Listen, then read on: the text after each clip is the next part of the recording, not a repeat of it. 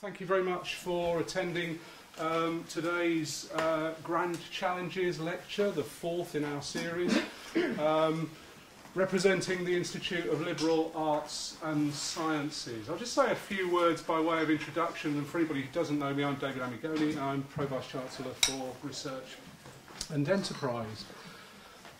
When I've taught, particularly research training classes, I've often started with a question to frame a class, and one of those questions is, what is a university? Why are we here?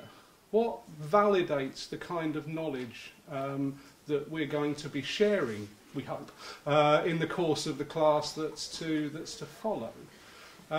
Universities are social spaces, they're social organisations, and knowledge is, at least in part, a socially constructed entity. So it's a great pleasure and privilege today to welcome a figure who has been absolutely at the vanguard of that understanding of knowledge and all its interdisciplinary ramifications. Professor Steve Fuller is the Auguste Comte Chair of Social Epistemology at the University of Warwick. Many of you, I'm sure, will know that Auguste Comte was probably the first sociologist in France during the 19th century who recognised the importance of knowledge to the progress and functioning of society. So it's very fitting that Steve's chair should be named after that figure. Steve's first book was back in 1988, and it was entitled Social Epistemology.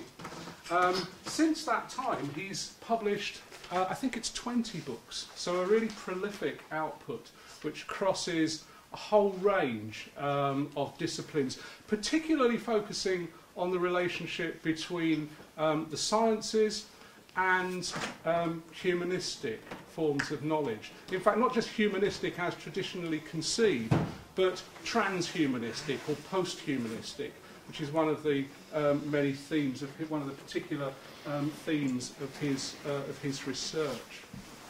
He's just about to publish his latest book, which addresses again that kind of context of the university as a social space, in which knowledge is generated and disseminated into wider society. And the title of that book is The Need for an Academic Cesar. You will notice that our own Vice-Chancellor is here today, learning some lessons about Cesar Ism, as Gramsci, the Italian philosopher, would have put it. And the title of Steve's lecture today is The Need for an Academic Cesar. So please join me in welcoming Professor Steve Fuller.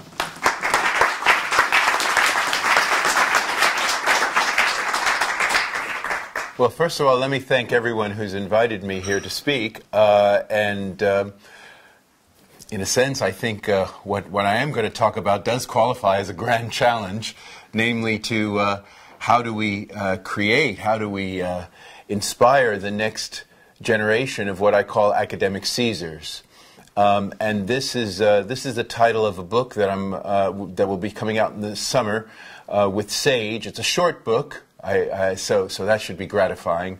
What it does is it reflects on the condition of universities in the 21st century. The reason why I focus on the figure of Caesar is because if you know something about Roman history, Caesar was a figure who originated as being the first among equals, but then became the emperor, right, in terms of what the position meant.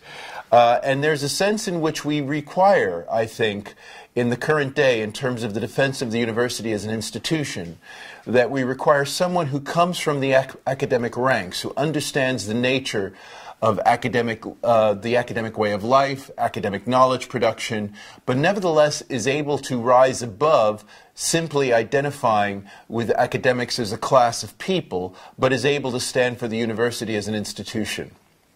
And so this is what I mean by the academic Caesar. It's that sort of a person. And this, I think, is a very distinctive kind of personality, especially if you look nowadays at the sort of people who do end up running universities. Of course, most of the people who run universities have been or are academics of some sort.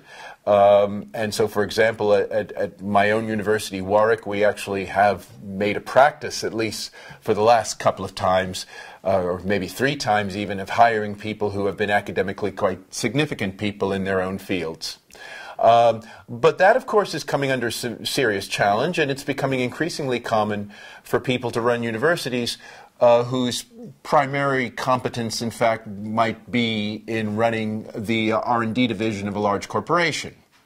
Okay, or maybe has some kind of experience in running an organization that has kind of the scale and scope of a university if you abstract away from the content of what a university does, right? So the number of people who work for it, the number of the sort of cash turnover, that kind of thing.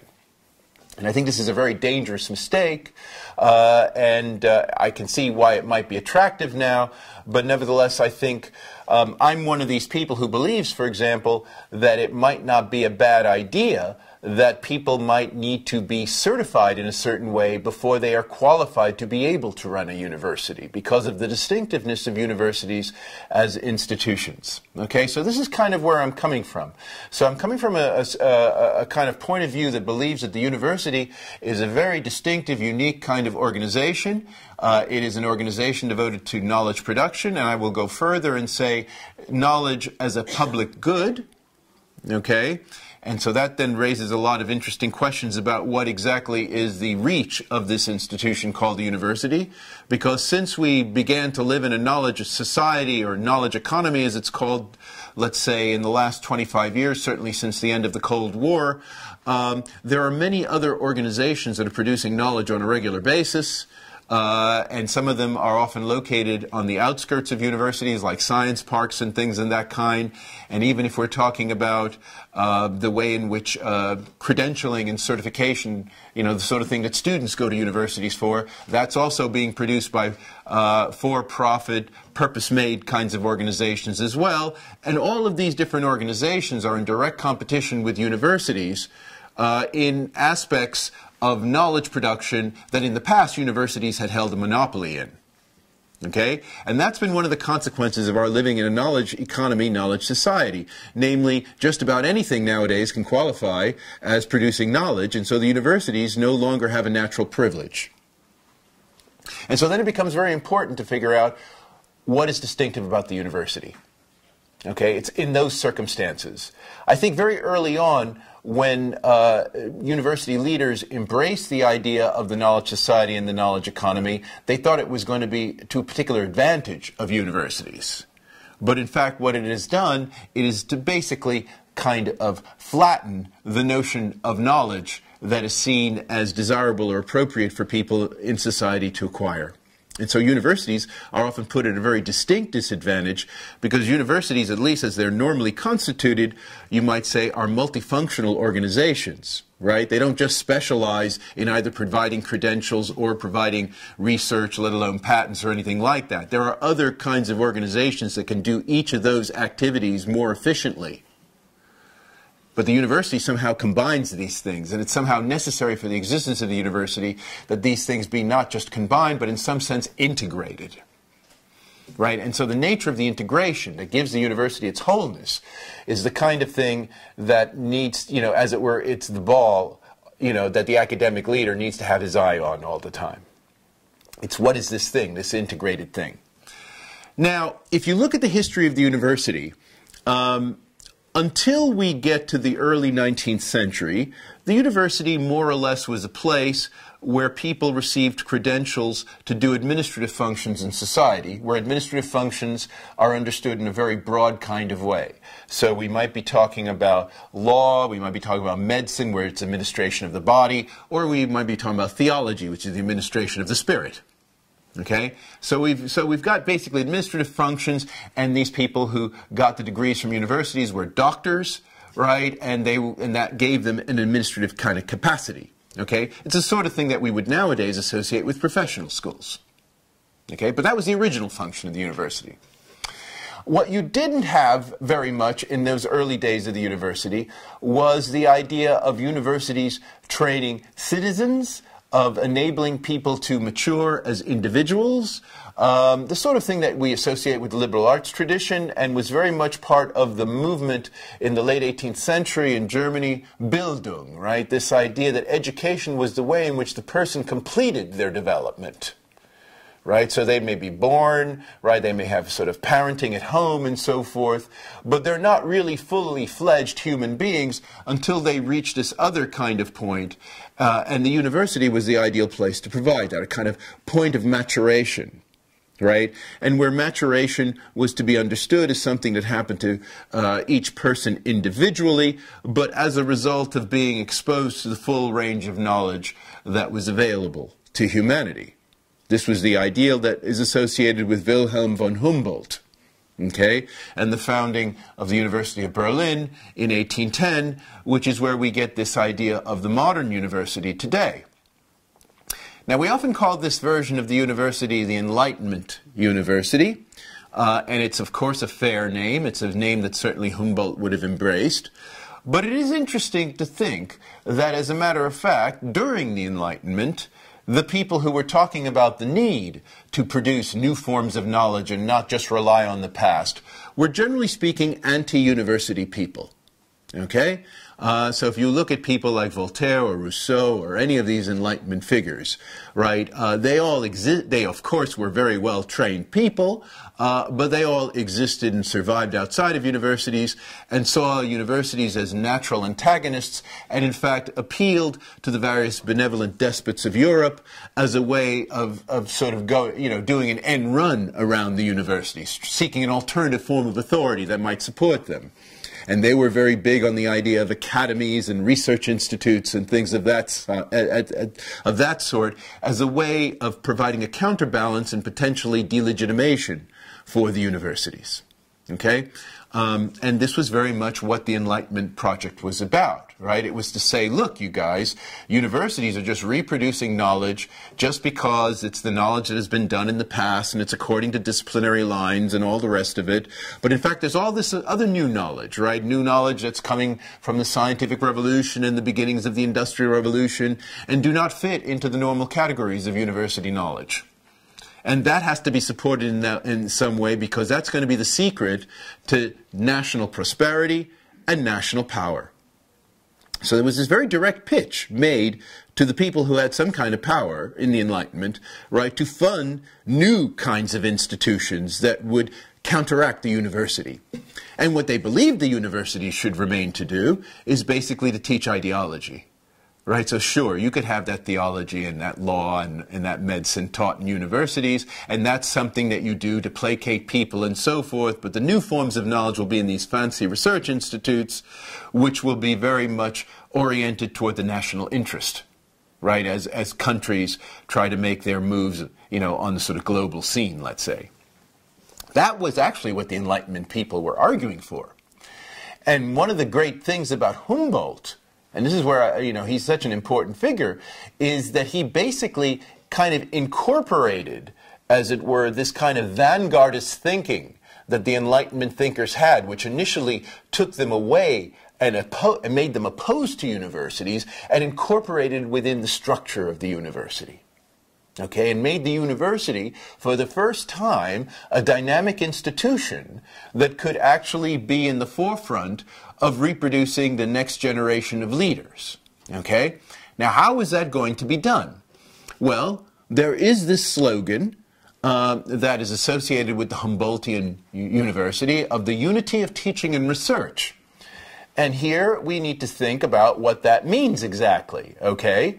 Because again, if you go back to the Enlightenment period, right, the research that was being produced, whether we're talking about the scientific stuff or we're talking about the technology that's coming from the Industrial Revolution, regardless, is happening outside universities. Okay, there's no question about that. It's happening outside universities. then the question becomes, how do you incorporate it inside? Well, what you do is that the people who are doing research, if you're an academic in this modern sense that Humboldt invented, is that you have an obligation, if you're pursuing research, to teach it. Okay? In other words, it is not sufficient for you to be pursuing research and just, as it were, doing it for its own sake, in the sense of just satisfying you and, let's say, the Royal Society or something like this, because that's kind of where the knowledge was often being produced, right? In these kind of clubs, which is basically what the Royal Society and the Academy of France and all those organizations were. They were clubs. You had to be, you had high entry requirements to become a member, and there was no obligation to spread it out to the public. Okay, that's a very important point. Or the Industrial Revolution, where you are coming up with all these inventions and innovations, but basically you're bringing them out to market, and the market determines who actually gets access to it. Right? So there's no, kind of overarching sense of the public that is implicated in any of these ways in which knowledge was actually being produced during the Enlightenment. So there was a lot of vanguard knowledge being produced, but there was no guarantee that it would actually be for the public good. Okay, so that's the point. And this is the point that Humboldt directly addressed with the idea of the unity of teaching and research. Because what you end up getting then is this kind of obligation if you're going to be an academic, and this would in fact be kind of part of the bargain that you would get for having tenure, right? You would have lifelong appointment in the university, is that yes, you can research all these different various things that you wish to research, but the obligation is you have to bring it back to the classroom. Right? And in a sense, the way in which you make knowledge into a public good is that the amount of effort that you put in your research to actually come up with these original findings, okay, which takes a lot of effort, and no one wants to deny this, and this is one of the reasons why you ought to have a salaried position to do it, right? Because it often can be hit and miss, and, you can't predict what's going to happen and all the rest of it, but you still should get paid for it, okay? But the way in which you're actually serving the public good by doing this is in the classroom, because what you do in the classroom is to make the acquisition of that knowledge that took you so much work to do a bit easier for the next generation. Right? You make it pedagogically tractable. Right? In other words, people do not have to have gone through all the schooling you went through and have made all the mistakes you made and studied all the things you did to get this access to this kind of knowledge, right? The whole point of designing curricula, the whole point of having courses of study is, in fact, to be able to minimize the amount of effort that each successive generation needs to take in order to acquire the same knowledge of the previous generation. Because that is the only way in which we make progress collectively. Okay? So there is an obligation here, right, on the part of the researcher to teach. Okay? And it's in this process, and this is something that I talk about not only in this book but in other writings of mine related to the university, I talk about the creative destruction of social capital. The creative destruction of social capital. Because in the first instance, historically, right, when you do come up with a new piece of knowledge or a new invention or something like that, what you have done is you've created some social capital in the sense that you have got something that can get you somewhere that other people don't have. Right? And in a sense, that's where your advantage comes from. It comes from the exclusionary power of knowing something other people don't know, but which is nevertheless useful.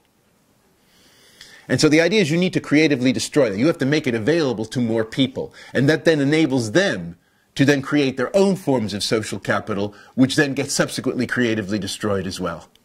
And so you get something like a dynamic intellectual economy forming. And the university is the vehicle through which this would happen. Okay?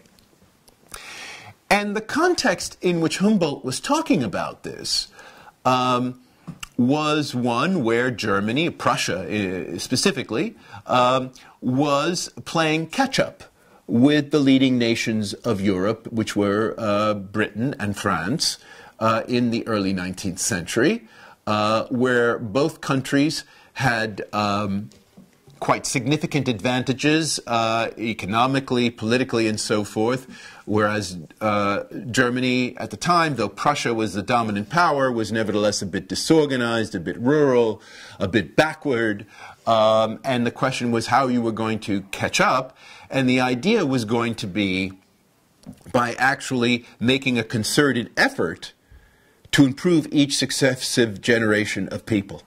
Okay? So it was a kind of human capital development strategy. This was the idea of what we're talking about here, of how of what was the incentive, you might say, to make knowledge a public good, this kind of mandate of the university in the modern era. It was part of human capital development. It was actually, in a way, not so different, to put it bluntly, from the way in which people think about it today, except Humboldt and the people who were behind the modern university saw this as a long-term project, right? So in other words, one of the reasons why you wanted the cutting-edge research brought into the classroom of the current generation is because you're imagining that will provide the foundation for the next generation. So in other words, you're not playing the market at the margin, you're not playing it close to where the action is at the moment, but you're anticipating what the next generation or the next two generations is going to need in order to be able to succeed in the world. And that is the context in which you are providing education and in which knowledge is a public good. So in other words, this would not directly translate into job credentials of any specific sort, but rather what it would do is translate into a kind of epistemological horizon that is quite broad and could last the individual who matriculates, last them their lifetime, right? And it give them a kind of vision, as it were, and you know, to be able to see ahead, to see in the future, and be able to make the difference between what's short-term and long-term and all that kind of thing. This was the idea. And so, not surprisingly, perhaps, the Humboldtian University had as its kind of foundation, from a curricular standpoint, philosophy. Okay? And philosophy understood in a particular way. In a way that was very much indebted to Immanuel Kant, and in particular one essay of Kant toward the end of his life on the contest of the faculties. Okay? Now this essay, which comes out in the 1790s, I believe, is basically about what was back then the crisis of the university. And the crisis of the university was basically all of the dominant faculties, as I said, you know, medicine, law, theology, were in conflict with each other with regard to who, in fact, ought to be superior and who should be calling the shots, especially given that this is in the aftermath of the French Revolution, and there's a kind of general crisis of legitimation taking place across Europe at the period, and people are trying to position themselves with regard to this, okay? So there's a kind of crisis of the universities happening here. And what Kant says is that we need to bring in philosophy, which at this point doesn't, you know, I mean, we think about philosophy nowadays as a very old discipline. But if we're talking about a university discipline, it really only starts to get its legs in the 19th century, okay, under that name. Of course, philosophy has always existed, but just in the same sense as history has always existed. It hasn't necessarily been an academic subject, right? So you can have a philosopher who doesn't necessarily work in the university. That was the normal situation prior to Kant. Okay? But what Kant was suggesting is that we need philosophy in the university, and it needs to provide a kind of foundation in the sense of adjudicating the claims of these different faculties, and as a result, from the standpoint of what it does for the student, is to provide a kind of, what should we say, a conceptual cartography, right? A kind of map of the field, how the different fields relate to each other, what are the, you know, the extent of the knowledge claims that one field can make against another field, and figuring out some way to negotiate differences and things of that kind. That would be the role of philosophy. And so if you look at the early 19th century, when the modern university gets established, and you look at the great figures of German idealism who follow Kant and are very much part of the University of Berlin establishment, right? They are rectors, even, you know, Fichte and Schelling and Hegel and people of that kind, the German idealist tradition. One of the things that's very common to those guys in terms of the way in which they presented philosophy was a kind of map, right? A kind of conceptual map of all knowledge. Right, a way of organizing knowledge. And student would get this kind of in the entry point.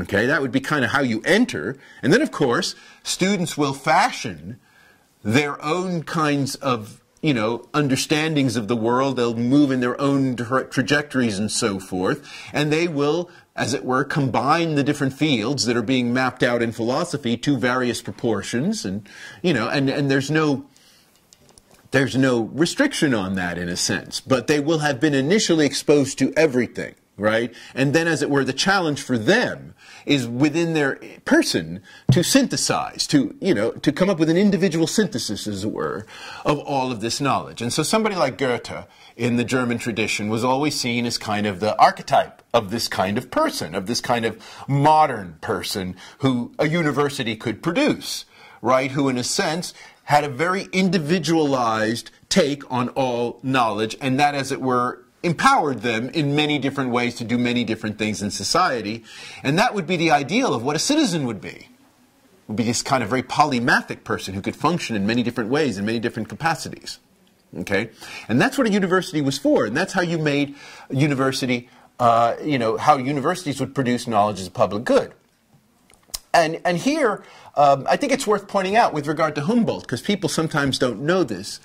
If you look at John Stuart Mill's On Liberty, okay, great classic work of liberalism in the English tradition, that work is dedicated to Humboldt, to Wilhelm von Humboldt. It is dedicated to him. Now you say, why? Why exactly? John Stuart Mill was not a university person, right? But why does he dedicate it to von Humboldt? Well, it's because the first book that von Humboldt wrote, okay, during the Enlightenment, before he became this Minister of Education, but gave a kind of sense of the worldview he was coming from in terms of what was his view of the person that eventually he invented the institution to create, right? It's called The Limits of State Action. That's the name of the book, okay? And he wrote this when he was in his late 20s. And this is an interesting book. Libertarians love this book. This is the book which gives you the idea for the first time, an idea that gets repeated a lot in both German idealism and materialism, the withering away of the state. Okay? Why do we need the state, right? Humboldt says, right? And he's writing in the late 18th century at the peak of the benevolent despots, but at the same time that people in the Enlightenment are talking about the possibility of self-rule on the part of, you know, at least large numbers of people. Why do we need the state? We need the state because we are not able to rule ourselves yet. And the idea that Humboldt had in mind was that if we could, as it were, create a society where people could mature to such a state, to such a position where they don't even need representatives, like in Parliament, let's say, but could represent themselves, then the state could be reduced to a purely administrative apparatus. In other words, the state would have no agency on its own that would be above and beyond the agency of its citizens. And that's the withering away of the state. Right, where the state becomes a pure instrument of the informed will of the populace. Okay, that's the idea. And the university, which then Humboldt reinvents in the over the next 40 years, actually, was meant to deliver that sort of a person. Okay, who in the long term would make a strong agential state, a state that acts on behalf of people, all right, unnecessary. Okay? Now I say this because those of you who follow the developments in information technology and all of the great hype and promises coming from Silicon Valley, of course one of the targets is government and the administration of government. And there is actually a lot of talk about the possibility of someday eliminating politics and people being able to just sort of click a mouse and things happen, right? Have this kind of, so in other words, that you could have a kind of technologically administrative state. Okay? This is not a million miles from what Humboldt was originally thinking about. But he was assuming that the people who would be clicking the mouse were very well-informed people. Right? But that's the catch, right? So in other words, that the individuals were already invested with the human capital, that in a sense you could trust their judgments. Okay? And of course, part of the history of the university over the last 200 years has been, in a sense, an expansion of this franchise, you might say. Because even in Humboldt's day, I mean, one of the things that was very distinctive about Humboldt's conception of the university was that there were entry examinations, and it was possible for people from poor backgrounds to actually make it through and become professors.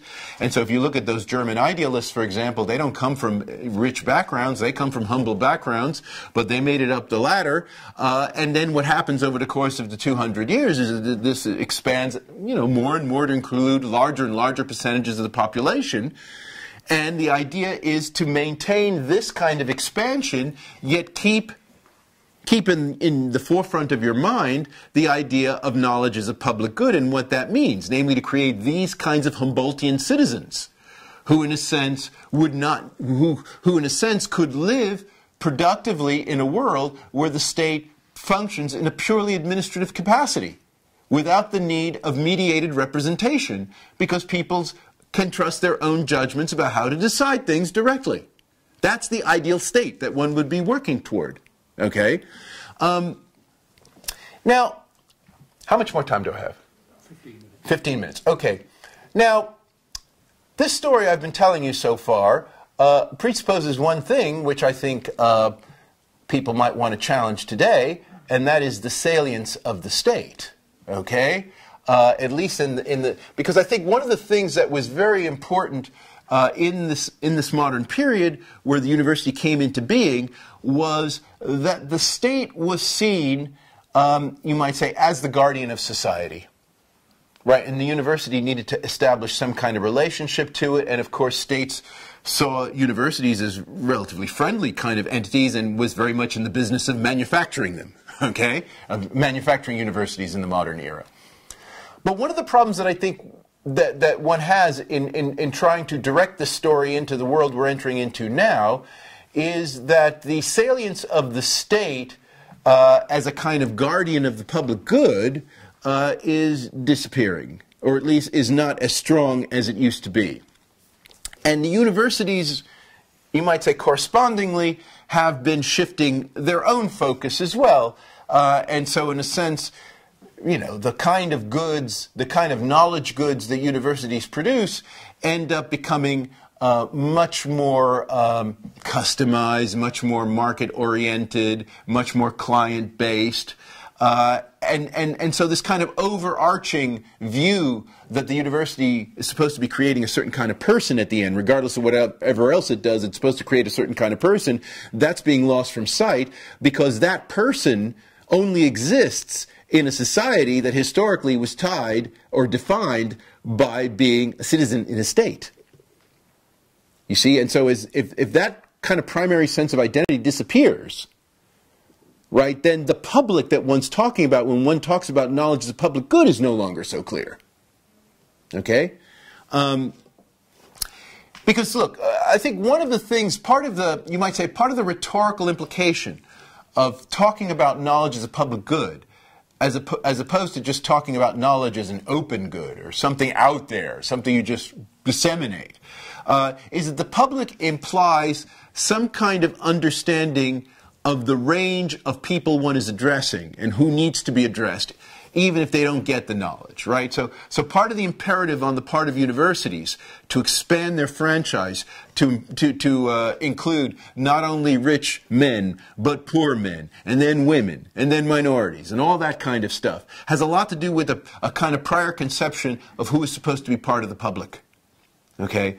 And as long as that kind of conception, and all of these people are regarded as citizens and potential equals, which is what a citizen is supposed to be. But when you leave that kind of conception, right, where it's no longer clear what is this society, who of these people who we are supposed to be treating as equal, who are these? What is the boundary of this society?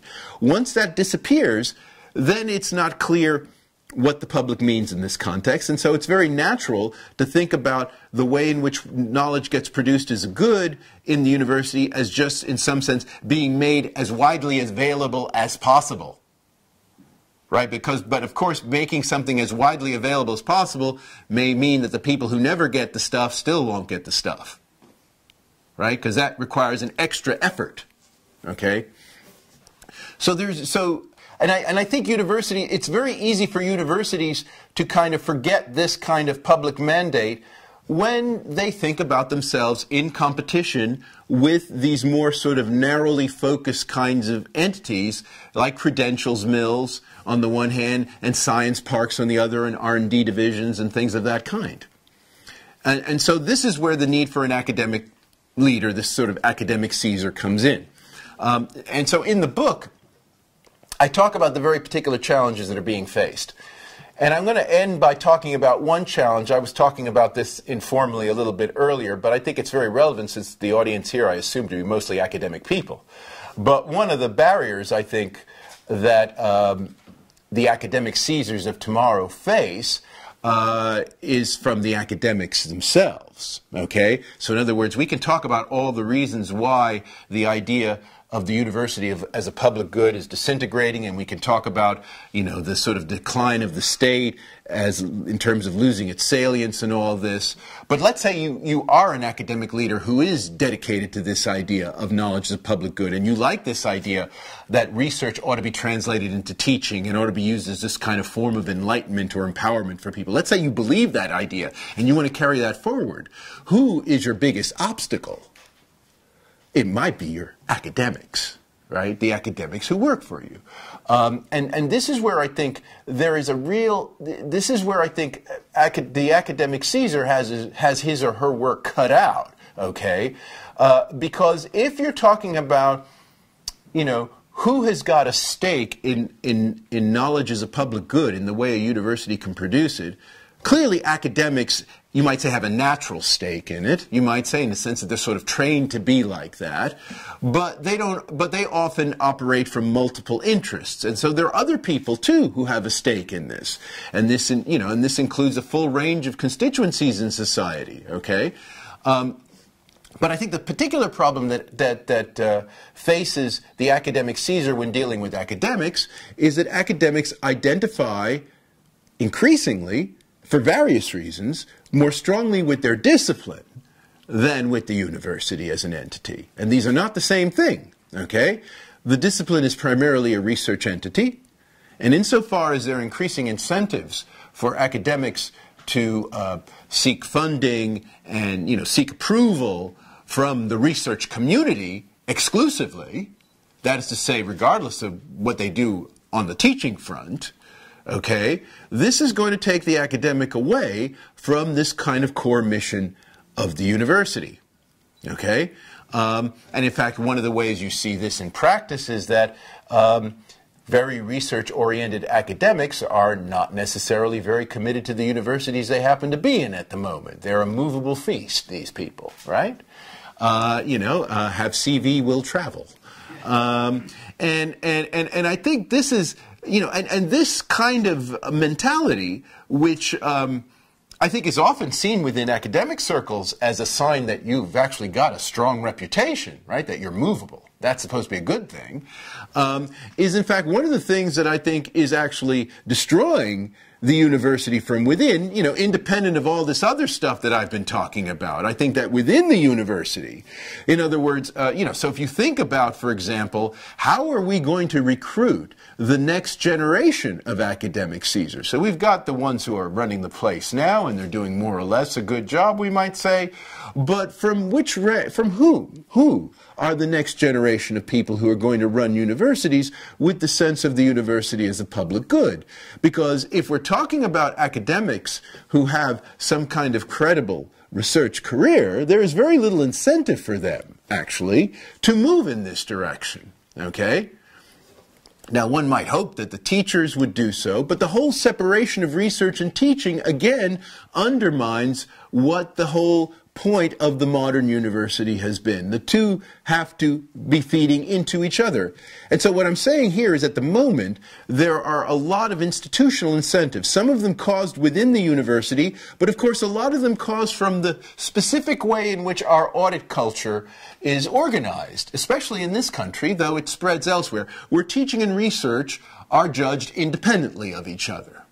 Okay? And so there is a kind of, you know, tendency, if one is playing the metrics, as it were, that you want to get the great researchers and you want to get the great teachers, but you don't assume they're going to be the same thing, right? And so you end up creating, as it were, two parallel existences which may be equal or hierarchical, usually with the research on top, right? But nevertheless destroys what the spirit of the university was supposed to be, okay?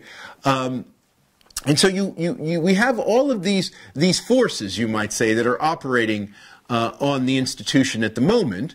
And I think the way to really kind of get this clear in your mind, if you haven't thought about this before, is how exactly would you recruit the next generation of vice chancellors? How would anyone, let's say, who was, let's say, in their 30s or early 40s, who were thinking about running an institution of higher education, how would they get into thinking that way? How would they be motivated to do that? What, you know, where would the incentives come from to do that? Especially if you wanted these people, right, to actually be able to defend the university as the producer of knowledge as a public good. Where would that come from exactly? Okay, I think that's a really tricky question, and I think I'll stop here and open it to discussion. But I think, in a sense, what we're talking about here is, you know, if you sort of buy the general story I'm saying about what an academic Caesar is, I think the real question is how we're going to perpetuate this kind of character in the future, because I think the way the universities are moving at the moment, for a variety of reasons, is really discouraging anyone to step up to the plate, to actually do a strong job in a higher education leadership role. And I'll stop there. Thank you very much.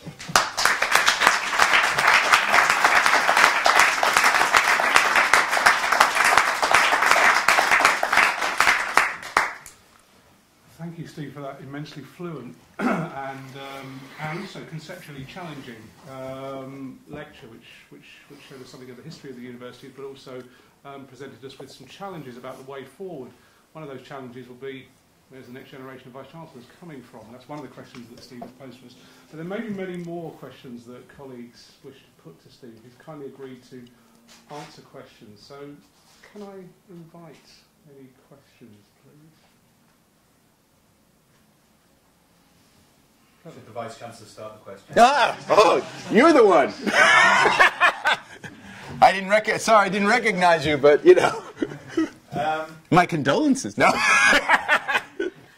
No, there's nothing not needed. I guess one of the questions for me, or one of the ways we've been thinking about exactly the question you posed right at the very end, is actually almost whether everybody in the university and on the academic staff should feel that they could at least run the university, have that knowledge base. And in fact, one of the tips I was given when I was appointed to the job was, don't forget that when you're sitting in many committees in the university, everybody in that committee believes that they can run the university better than you can. And indeed, in most cases, they're right. And it's an interesting perspective. You believe that? I'm not sure I do. So it's actually quite a modifying influence on conversations. But actually, for us, and this isn't a very philosophical approach to it, but the transition between lecturer and senior lecturer, I think we're starting to see as an important transition point. Because up till then, you're right, people are emphasising their own research and in part, and its career development, very much as an individual in most cases. But actually from then on, I think, picking up on your point about the role in the university and the unity of the teaching and research, from then on, most academics, we believe, probably should have that feeling and that interest in at least what that broader remit of the university is. And in doing that, then the natural Caesars will start to emerge.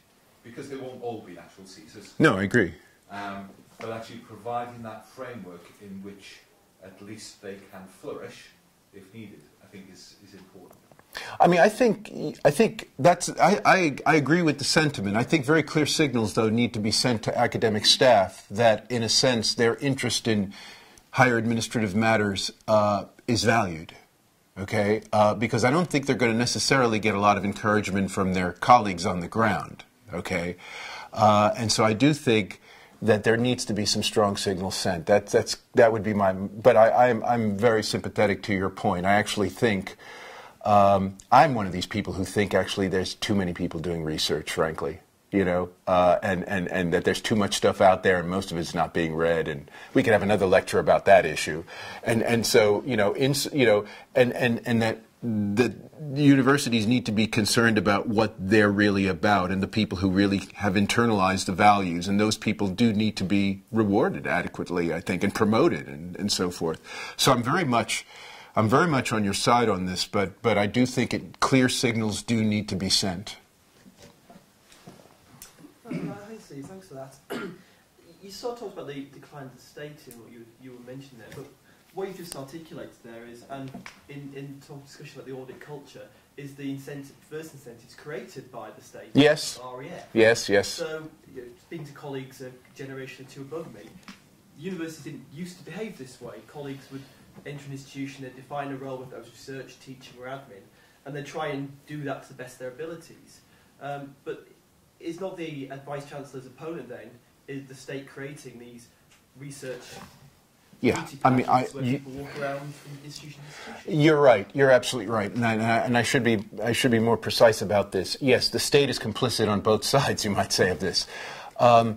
When I talk about the decline of the state, what I was referring to was the kind of state that, let's say, was prominent for most of the modern era, where the state was, as it were, the standard bearer, guardian of society, the producer of citizens, creator of national identity and solidarity, and this kind of thing. Okay, that's the kind of state that is disappearing.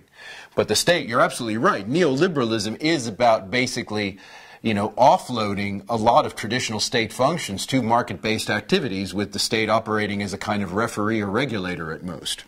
But nevertheless, the state is responsible for that transformation. It's not a transformation that was it's not something that somehow someone made the state do. The state itself decided this was kind of in the best interest of the society. So I agree with you. So in a sense, the move to the audit culture, you might say, I guess more precisely, the state gets a kind of change in self-conception about what it's about. Regulatory state. Yeah, exactly. Regulatory state. Yeah. Yes. Well, one of you guys. Come on. Yeah, thank you very much. It's absolutely fascinating to go through the history of those things. I'm just kind of drawn to your account of Humboldt, and this is a question. A genuine question. Was the answer for Humboldt to any of the questions that he posed about the role of the university, was the answer ever a Caesar? Well, I suppose I'm drawn to the Gramsci point that was made as well. So Gramsci's argument, I think, is that morbid symptoms produce the need for. Well, no, okay. Oh, you're. Well, that's interesting. That's interesting. I think the thing that would be said about the way in which the University of Berlin was run, the way rectors were selected, and every year a different rector would be selected. If you go through the whole 19th century, the people who were rectors were very eminent academic figures who, in their role as running the university, were expected to make position statements, right, about the role of knowledge in the world, the role of the university in leading the way, and all of that. And this was something that was very common. So in other words, there was a kind of leadership, a kind of ideological leadership role that was expected of the rector. That was a very distinctive feature of the university, of the Humboldtian University. Now, in terms of, but because this was in a sense a ceremonial position, right? Every year a different eminent person took it. It didn't have the power that, of course, one would associate with the way in which universities run and the way in which executives in universities have and stuff like that. That wasn't tied to it. That's true. That's true. But there was a kind of heroic vision that was expected of the leader of the university, which would in some sense inspire the students and the rest of the faculty and the society at large, right, to support this thing. So there was, as it were, Caesarism at the level of rhetoric, but not at the level power relations. I think that's fair to say, because it was very much a kind of primus inter pares idea, right? The first among equals. So another distinguished professor, but someone who, you know, was a regular academic and then will return to be a regular academic. Yeah, so you're right. It's not the Humboldtian model doesn't capture the full Caesarism, okay? I mean, where you start to get Caesarism in this more robust sense of, you know, the person who concentrates the power and then acts on behalf of everyone, is with this guy, Althoff.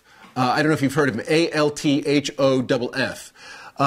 When the Second Reich gets formed, when Germany is unified in 1870, there is a higher education ministry created under Friedrich Althoff, who's an economist. And any of you who know about Max Weber will know Max Weber had a lot of issues with this guy. But what he did, which was very Caesar-like, was he controlled all the professorial appointments from Berlin. And so every time a professorial chair opened up, he created a competition where anyone, you know, people could apply to, you know, from all over the place. There was no natural professorial succession or anything of that sort. So he was always keen on disrupting the system. And part of that was during a period with Bismarck where the universities were seen as very much kind of the motor for, you know, national consolidation and advancement and so forth. And so the higher education ministry was given an enormous amount of power to dynamize the system, basically, okay? And to prevent any kind of lineages for developing that might lead to ossification, but everybody had to rather be innovative and on their toes. And that was the so-called Althoff system. And one of the consequences of that was by the time you get to World War I, from 1870 to World War I, you know, Germany becomes the premier scientific country and industrial country in the world, basically, okay? And so this system is seen to have worked, okay? But it caused an enormous amount of friction with the rank and file academics, and people like Max Weber, who were very much for academic autonomy and freedom and all of this, thought this was incredibly authoritarian. But it was very much part of what enabled Germany to become this very dynamic force in the end of the 19th century. So you did have Caesarism coming from the higher education ministry in Berlin. I think that would be the answer, in this full-blooded sense you're talking about. Mark?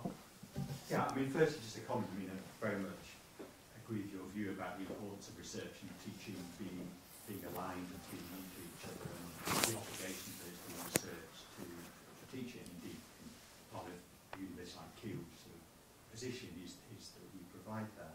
I wondered, I mean, I was at an external meeting yesterday and talking to the chief executive of the YMCA, and talked about universities, and his view was that universities were phenomenally successful in terms of the proportion of young people that enter university that come out with a degree. And I just wondered, in the context of your talk, how successful you feel universities are in achieving their mission of education. Well, let me tell you, in my book, one of the things I talk about in terms of how you should measure the success of a university, I actually have a little bit on this, is I talk about the added value of the university education. Okay? In other words, you know, if somebody gets into Oxford and turns out to be prime minister, there's no surprise there. It's not much, you know, Oxford's not doing very much, right, in a sense, right? I mean, the person already came in with a lot of capital, and all that Oxford does is put a rubber stamp on it and sends him on his way. Okay, so there's not a lot of value added, you might say, in that kind of environment, even though the people who come out of it are enormously successful.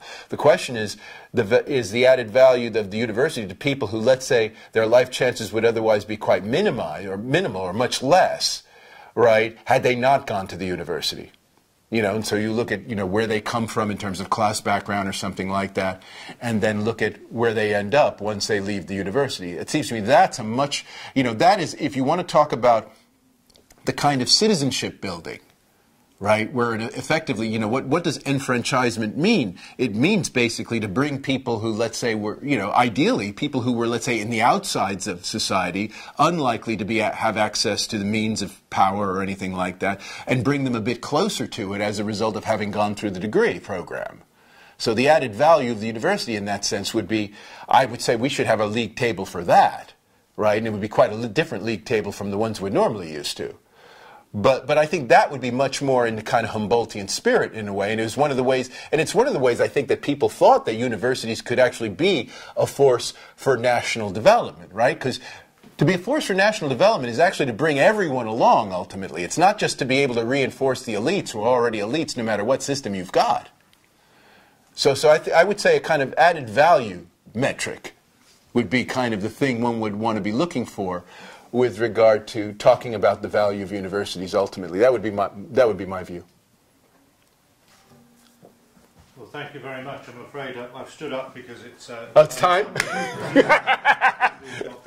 We could really carry this conversation on for a very long time, I sense. There was a steady progression. Ironically, we had a University Executive Committee meeting just before. There was a steady progression down the hill of university executives. Wondering quite what this lecture was going to be about, wondering whether Caesar was going to be stories of stabbing in the back, and so on. But it's been a really fascinating lecture, and can I just thank you on behalf of the Institute for Liberal Arts and Sciences for coming today and really stimulating the thoughts we've had this afternoon. It's been a compelling and fascinating tour around very, very contemporary issues, not just for Keele, but for the wider sector, but also particularly timely, I think, for the Institute for Liberal Arts and Sciences, which in a sense was formed very much to get back and bring together some of those elements I think you've talked about that have been lost in the way that universities are developing in modern times. I'm particularly thinking about people stepping outside their disciplines and bringing those together, not being bound and formed by those disciplines. So thank you very much for a really fascinating talk, and I'm sure you'll be around just for a few minutes to capture those who don't have to run to lectures or to business meetings or to any other the functions that universities now perform. Can I just finish by announcing two important events for the Institute. One is next Monday afternoon. We have our postgraduate day, which is the day intended specifically to bring postgraduates and students together to think about the interdisciplinary aspects of their research, and that starts at lunchtime with a lunchtime reception, and there's posters, and we've got our Provost Chancellor for Research and Enterprise, David Ambagoni, is giving a guest lecture during that in the afternoon. And then on the 4th of May, we have the Klaus Moser Memorial Lecture, which is in partnership with the Royal Statistical Society, and that's been given by John Pullinger from the Royal Statistical Society. And most of you know that Sir Klaus Moser was a previous Vice-Chancellor of this university, and we've got a close relationship with the Royal Statistical Society as a result, so we look forward to that event. So just to say once again, thank you very much, Steve, a really fascinating lecture. Thank you. Thank you.